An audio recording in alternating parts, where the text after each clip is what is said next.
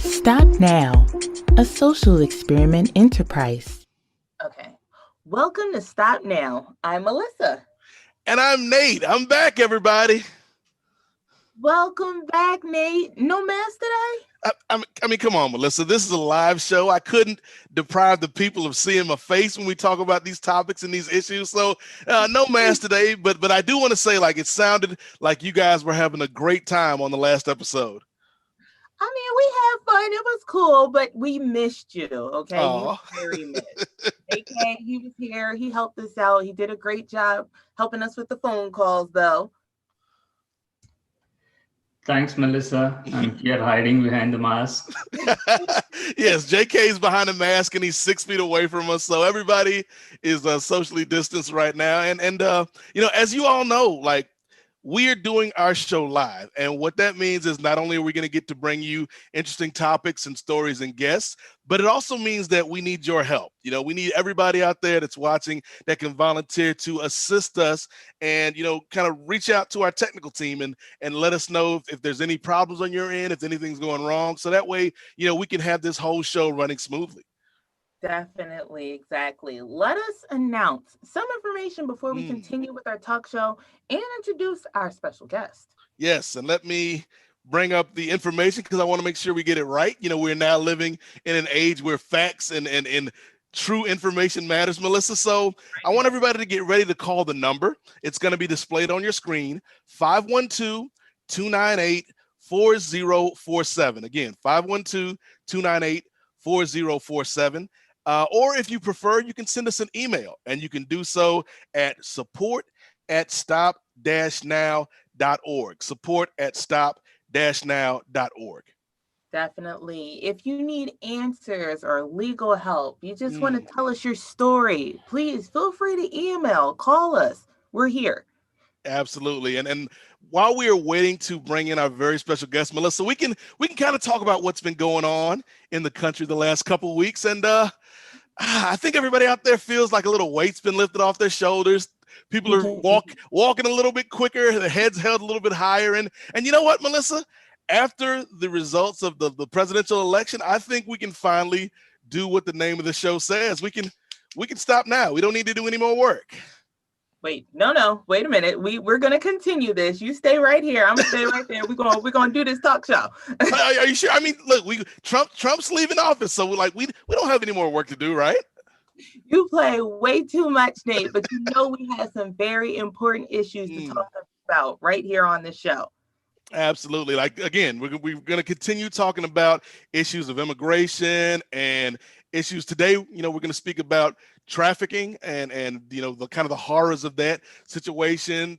We're going to talk about the economy. We're going to continue talking about COVID-19, which has been the big story around the world all year, Melissa. And you're right. Just because Donald J. Trump lost the presidential election, whether he knows it or not, whether he admits it or not, that doesn't mean that we have to stop supporting good causes. That doesn't mean we have to stop fighting for what we know is right.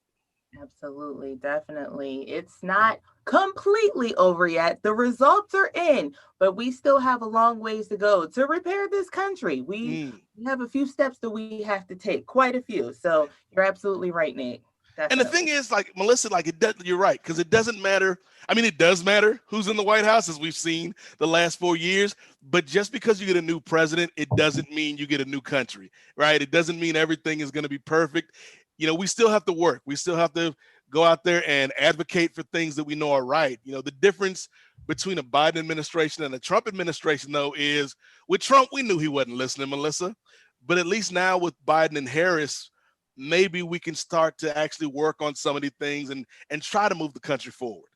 Definitely. I'm excited to see what change that they're going to bring to us. Positive change. Because, like you said, he was not listening. He didn't care what we had to say, what was going on, what was a fact, what made sense. Right. So we now have some people that are coming into office.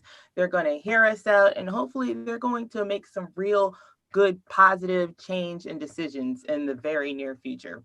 Well, I like I like that you brought up facts, Melissa, because again, like there should be certain things that we don't have to argue about. Like we shouldn't have to argue about science. We shouldn't have to argue about facts. We shouldn't have to argue about math. We shouldn't have to argue whether Black Lives Matter or not, right? That should be something that everybody can agree on. What we can disagree on taxes and the economy and things like that, but there should be certain things, that Americans agree on. And so hopefully now we can kind of move to a point where everybody's not yelling at each other and maybe we can get some work done. Definitely. We as a people, we really do have to come together. Like we are at a ridiculous crisis. We've never seen anything like this in our lifetime. Like COVID is just, we have to work together. We have to work together with race issues, different political, just as you said, we have really got to change our mindsets and work together because yes, we do have a new president, but that really doesn't just fix things. A lot of things need to change all over. Yes. But speaking of change, we are going to get a very big change come January because not only is Joe Biden going to move into the White House, but we're going to see Vice President Kamala Harris. And I know, speaking from, the reaction of my sister and my nieces and a lot of women in my circle, like this has been a very powerful moment, having Kamala Harris ascend to the second highest office in our country. So, what have you felt about this whole process and now seeing Kamala Harris as our vice president elect? I can say that for one, I'm very proud. Like I just, as a woman of color, to see another woman of color to get somewhere so high up, like you see all different types of women doing, they're celebrities and they get to be in the sports and things, but she is a VP. Like I am proud. I'm honored that this got to happen in my lifetime, that I was someone who was able to vote for her. Like my vote counted and I was able to help her get to where she is. I'm so excited. I just, oh my God. To find out that she was even running to begin with, I was a little nervous. I'm not even going to lie. In the beginning, I said, oh man, she is a woman. She's of color. I don't know, y'all.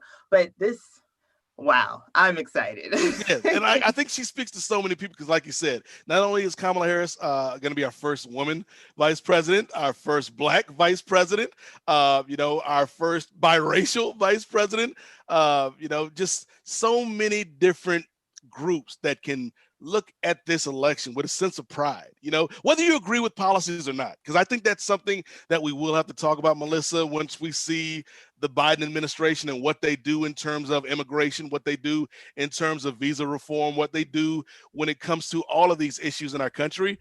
But just looking at Kamala Harris as a person, like I think this is a big moment for a lot of people, not just in America, but around the world. Definitely. I've seen different people from different countries, their leaders, they're giving, their congratulations and whatnot. It was nice to see that. But let's go from all this happiness, Melissa, all these good feelings. Like I think people are watching, going, "What's going on with Nate and Melissa?" Usually they have some heavy topics to discuss, some serious topics to discuss, and they're just feeling good right now and having this kumbaya moment. But before we get to our guest, I do want to talk about again, Melissa, the big story this whole year. And that's COVID. And recently, at least in America, we've seen over the past 2 weeks a lot of increases in positive COVID cases. And so, we're heading towards the holiday season. Thanksgiving is right around the corner. Christmas is right around the corner. New Year right around the corner. Do you think we'll be able to get a handle on this, Melissa? Do you feel like, whether you're talking about Trump or Biden or whoever, that we as Americans are going to be able to, get a grip on this pandemic? I want to back up for a second. It's funny that you said, the holidays are coming up. It doesn't even feel like it right now. No, we can't gather, of course, the same way that you used to. Yeah. I usually every Christmas I go to my family's house and there's no less than 30 people there. I'm not going over there. I don't know if they're gathering or not. I won't be there with my kids, but it's just, I really hope that we can get a handle on this sooner than later with the person that is currently in office. I don't think it would have been handled anytime soon. So come January, hopefully we'll see some things that'll help control this. Like this, we're about to go what into another lockdown, I'm sure. I Yep. just, oh my gosh, I live close to a state that they just started, their phase of shutdowns. And, I know my son, what was it, last week? They had another spike at the school. They have numbers rising. I think we're going to be out of school for a while. We may not even be going back this year. So I really, really do hope that they get a grip on this thing, because this, for the country to be opening and shutting and open, let's just figure out a plan, please. Right. Please. And I think there's two things that need to happen, Melissa. Number one, yes, we do need government leadership, in terms of putting policies in place and, economic relief and working on the vaccine and all that good stuff. But there's also stuff that you and I and the people out there can do in their everyday lives, like social distancing, like washing your hands thoroughly every single time, like wearing a mask, and everybody's not going to have a fancy Falcons mask like me, Melissa.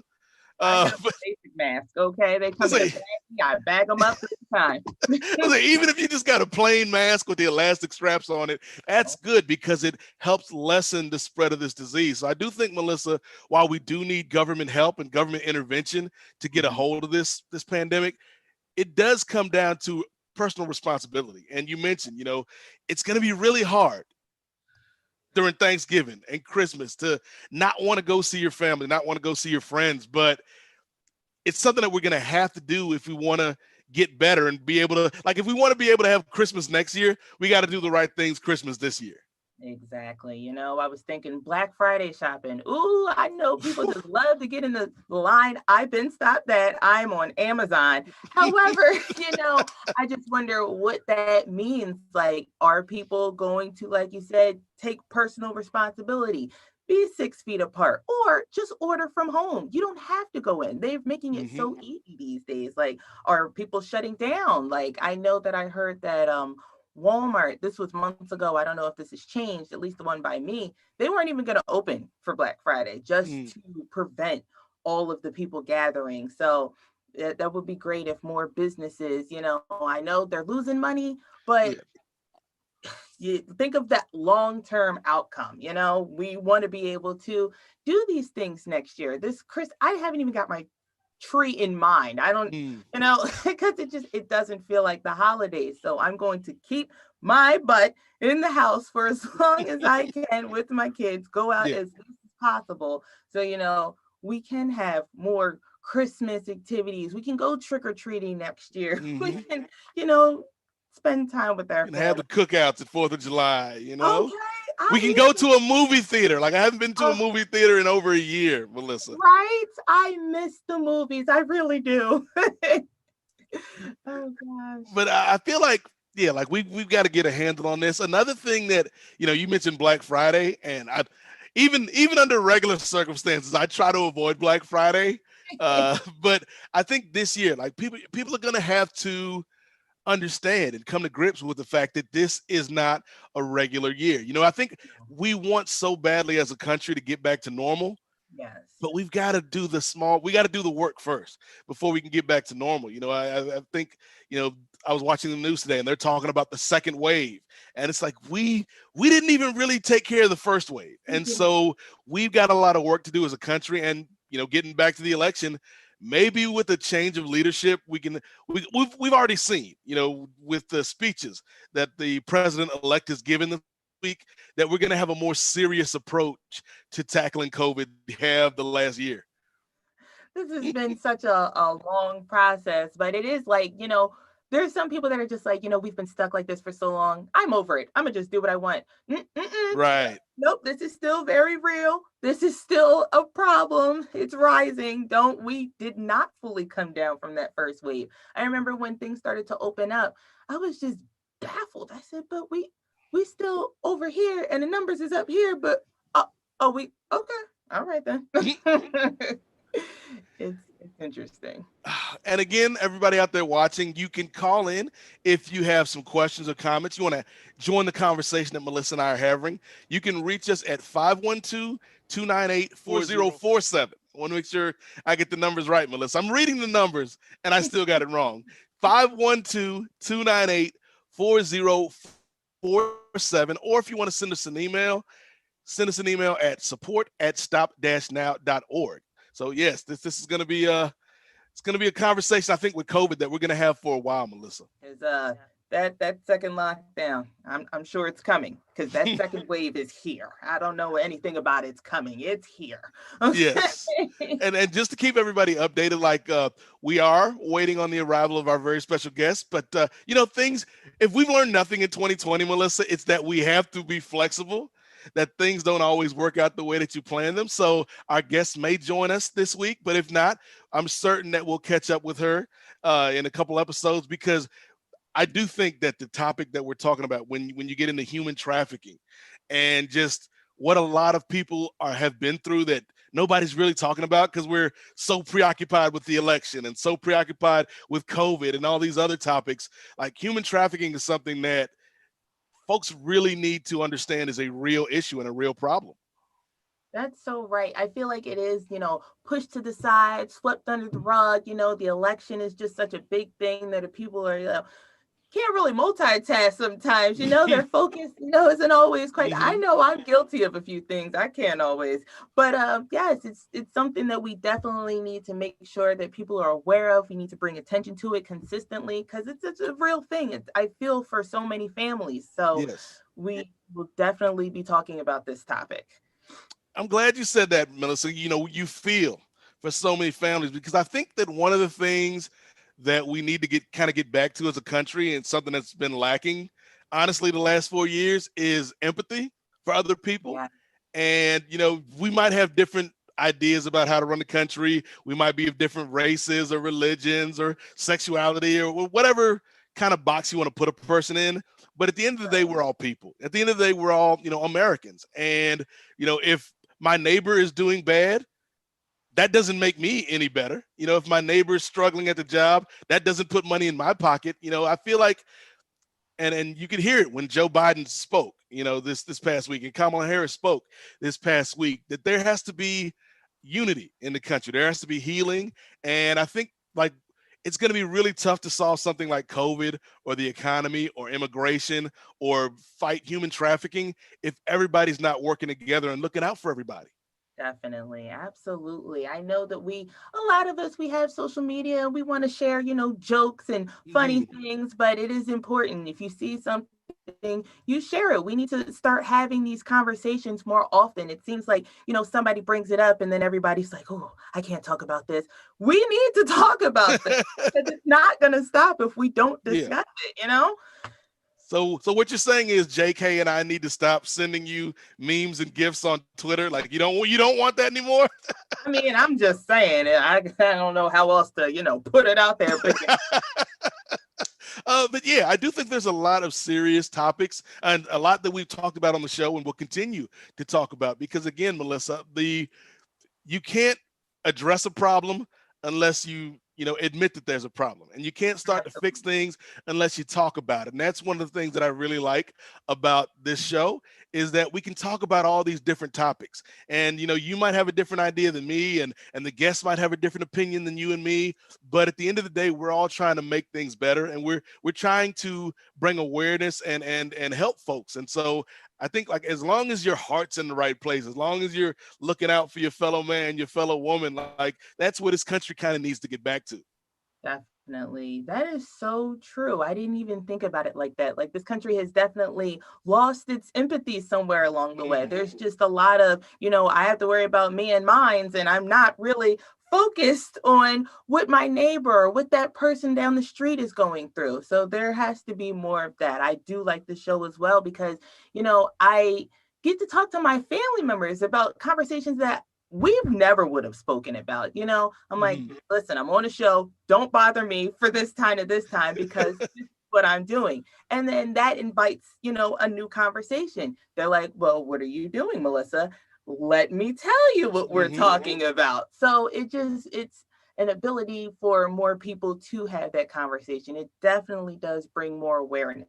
I love that I am able to be a part of something like this, because I get to discuss things that I never would have talked about with my family, just because Right. we just don't have those conversations. it's funny because like my nieces and my sister and my nieces have really been the only people that have visited during this whole pandemic, because like it's only four of them and one of me, and like man, as long as everybody's not showing symptoms and we all been tested, like okay, we can meet up. And they were here over the summer, and it was I think right when I had started working on the show, and we were having lunch, and I was explaining my nieces about the H-1B visa and some of the issues that pertain to it, and they're just like I would never have thought of that. My sister, I never would have thought of that. And so just having these conversations, I think, helps a lot of people, Melissa, and so especially the kids, because I think kids are a lot smarter than people give them credit for. And like my nieces are 16, 13, and then the baby is 6. And like they're young, but they comprehend a lot, particularly over the last 4 years, seeing what's going on in the country. Kids are watching, kids are paying attention. And that's why, again, Melissa, I feel like we kind of got to get back to setting a better example for the kids. We can't just be yelling at each other and nobody wants to work together and nothing gets solved, because then all we're doing is pushing the problems onto them. Right. That's true. They are going to be the ones that eventually would have to fix our mistakes. So, that's funny. They're like sponges, so whatever you're putting out, they're going to soak in. So if it's a bunch of negative energy and facts that, aren't even good or real, they're going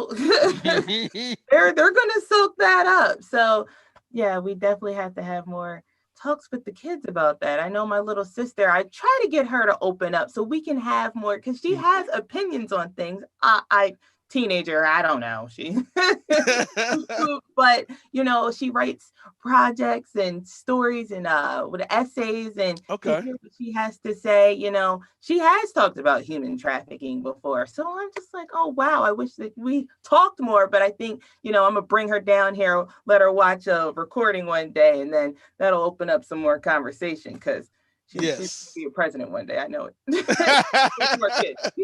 Absolutely. And again, you're talking about folks watching and maybe thinking about things in a different way. Again, you want to thank everybody for tuning into the show and checking us out. And again, if you have questions, or if you've got a story that you'd like to share that pertains to the topics we're talking about, you can give us a call at 512-298-4047, or send us an email at support@stop-now.org. And so, yeah, Melissa, I think, like, to me, just kind of putting a bow on the election and the conversation and everything, it comes down to talking. Because as much as some folks out there want to have a celebration and set off fireworks because Joe Biden won, and he won with the highest vote totals we've ever seen in a presidential election, the fact of the matter is, and again, Melissa, we talk about facts here, Donald Trump has the second highest number of votes in a presidential election ever.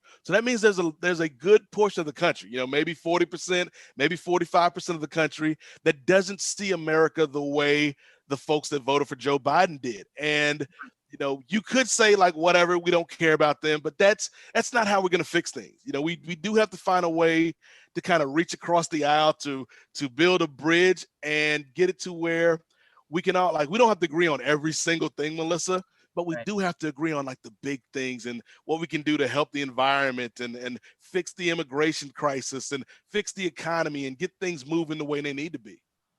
Absolutely. That is interesting. I seen just on my Facebook, not even a full week ago, somebody I know for a fact that they are on the opposite side. They didn't vote for Biden, but he said, it's so crazy that some people, they're just completely, shutting me out and they won't talk to me. And, I'm not a racist or anything. And I said, I actually know you, and I know that you're not. However, we have differences that I'm willing to talk about with you. We don't have to argue about it. I'm not going to start a shouting match with you. Let's talk. You tell me how you feel about something. I tell you, we talk about some facts. I might open your eyes up to something.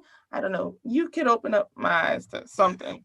Well, and then here's the crazy thing, Melissa. Like, a lot of there are some deep-seated issues that we might not ever be able to fully resolve, But I think there's a lot of things that are just kind of lost in the messaging. Like if you Mhm. look at Obamacare or the ACA, like a lot of people that voted for Donald Trump, Mhm. they like the ACA, but they hate Obamacare. And so it's like the messaging kind of clouds what's really going on. And so like I think like you said, if you talk to this person in your life that did vote for Trump, you know, you might find 10 things that you agree on.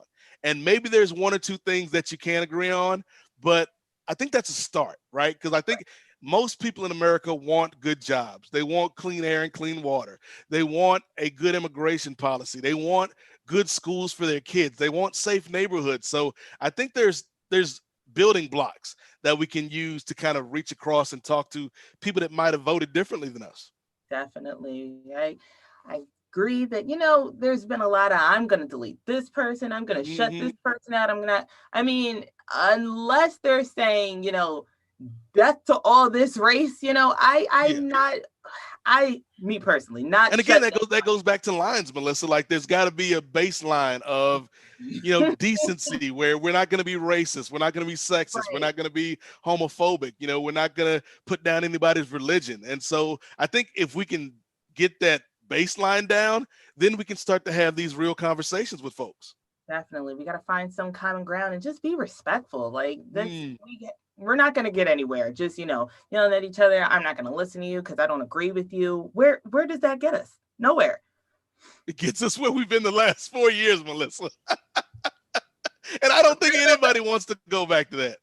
Not at all. Not at all. This has just been a crazy merry-go-round that I have gotten sick off one too many times. Mm. Ride's about over. Well, that's the thing. Like the good thing is like the year's almost over, and I do feel like there's going to be just kind of this collective exhale once we make it out of 2020, because it's been a bad year for a lot of people. And the thing about getting back to coronavirus, getting back to COVID doesn't care who you voted for. COVID No. doesn't care if you're left, right, independent. COVID doesn't care if you're a Democrat or Republican. COVID doesn't care if you're libertarian. COVID don't care if you're black or white. COVID is not something that cares about these partisan issues. It's something that affects us all, Melissa. And so the only way we're going to beat something like that is by all of us kind of working together. Definitely. When they say we're in this together, we really are in this together. This is something that affects each and every one of us. I can't think of a person that's not affected by COVID. So we really do have to really try to work together and flatten this here curve. This is something. It's funny because like my father is a preacher, and so he'll occasionally send me these inspirational quotes and things of that nature, and some of them are really good, some of them are kind of little corny, but Okay. he sent me something the other morning, and it was like talking about building bridges and healing in the country, and it's like you can't have the U.S. without us. Oh, And I guess as kind of cheesy as that sounds, Melissa, it's true. Like it's going to take that is everybody working together to get us to a better place. oh, that was beautiful. I like that. I'm gonna use that one day. Nate's dad. Yes, yes. Appreciate that um, positive. yes. Shout out to my dad. But yeah, I think Melissa, there's got to be a couple things. Like number one, like I said, there's got to be this return to just being decent to everybody. You don't have to agree, but we don't have to yell and call people names and demonize other people for having different ideas and different opinions. And so like we've got to, create kind of that baseline, that floor of this is where the conversation is going to be. The next thing I would say, Melissa, is, you know, everybody has a different life experience. Right. And whether you grow up in Detroit or LA or Virginia or Pennsylvania or India, like wherever you come from, if you're an American, you have a different life experience, but that doesn't mean yours is more valid than mine, or mine is less valid than yours. And so like I think we've all got to listen to each other. It Definitely. feels like the last 4 years people have been talking, but they haven't really been listening, Melissa. It's like I know you probably played double dutch when you were a kid, and it's like when you're playing double dutch, you just kind of sitting there. You're not paying attention to the other people jumping. You just, No. when's it gonna be my turn to jump in? When's it gonna be my turn? And I feel like that's how these conversations have been, Melissa. Nobody's listening. They're just kind of waiting for their turn to speak and get their opinion out there. So like we got to have common decency. We got to find a way to talk to each other. And then after that, we got to put the work in, because like talking is great, Melissa. Words are beautiful, but without the work, it's just talk. That is so true. I know, especially like when, June and everybody was like the height of the Black Lives Matter. And I was Mm, like, okay, I see everybody's reposting, they're out here protesting. But when it's not a hashtag anymore, is this still going to be a thing? This cannot just be because that's the hot topic right now. This has to yes. be a conversation that we continue to have. And from the conversation, we need to start doing things about it. We cannot just sit around and talk. We need to take some real action. So, I hear you there. That just got me hot for a second. Well, It's not just the hashtag. it's true, Melissa, because I do feel like they're like people want to feel like they're a part of something, whether that's, and maybe that ties into a lot of folks that were behind Donald Trump. Right. Everybody wants to feel like they belong to something, and Absolutely. even if that something isn't the most positive thing, at least you've got people to have your back. And so I think it's interesting that now we live in a time with so much technology where we can talk to anybody all over the world, but people are maybe more lonely than ever. And having something like a political party, or, being at these protests or things like that, it makes you feel like you're part of something. But you're Mhm. right, Melissa, like it just can't be a situation where once the moment's over, the movement's over. Yeah, it doesn't end there. We have to continue to fight for what's right and, listen to each other and put in the real work. And speaking of community, JK, do we have any callers? Do we have any messages that from the folks out there that we can get into this conversation with them? Yes, Ned, I was trying. Thank you for that reminder. We had a first caller call in. We were trying to put through some difficulty in technical teams to put through the call, and the call got disconnected. Mm, I turned out to be the timekeeper this time. yes. We are way over the time, and I would like to continue our conversation probably in the next episode if we are not able to get any callers. But meanwhile, some stories, yes, as you said, like we can share about that. As Melissa and myself, we were talking about how the H-1B visa holders can start a business, H-1B visa holder. Uh, Talked about it in the last episode, Manan Shah. Hmm. We definitely wanted to invite him to debate with the attorneys, and as he was challenging that, Yes. and more questions have come on that line. Uh, Probably I don't have answers to it. I can read out those questions, and probably if our human trafficking attorney, uh, if she joins us, we can ask those questions to her as well. Okay. Yeah, and again, like for those folks that weren't able to get on the line or weren't able to send us a message, like you said, JK, they can email us at support@stopnow.org. And again, like Melissa and I, we don't have all the answers, but if we can't figure it out for you, there's somebody on our team that can help these folks out and get them the right answers, right, JK? Yeah, absolutely. That's right. All right, so I guess JK is telling us to wrap it up. He took your job, Melissa. He's the timekeeper this Oh, week. well, then I guess I can stop now. I'm going to get out of here. Yes, but like I do want to thank everybody that's watching. And again, we apologize to the caller that tried to get in. Again, you can leave us an email and we'll definitely address your concern. But thank you to everybody that watched the show this week. We appreciate it. We couldn't do this show without your support. So again, like we thank you so much. And we will be back next week, Melissa, next week with another live show, and hopefully we'll have a great guest and some more great topics to get into with the people, because this is this is going to be an interesting next couple of months, Melissa, as we say goodbye to one president, we bring in a new president, and we try to figure out what exactly we're going to do in America and in the world. Definitely, Nate. We're going to hopefully try to find a plan for this COVID.